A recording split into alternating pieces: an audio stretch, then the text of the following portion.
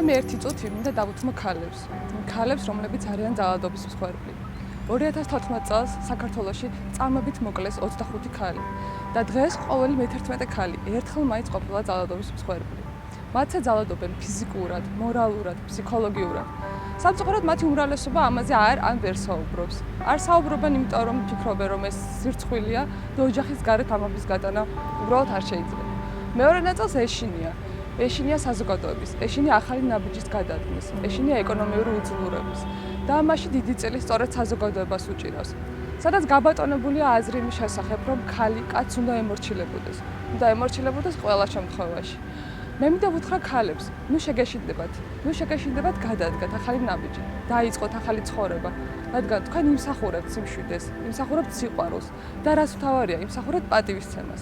მინდა ვუთხრა საზოგადოებას, რომელიც დღეს გულგრილად უყურებს ოჯახში ძალადობას.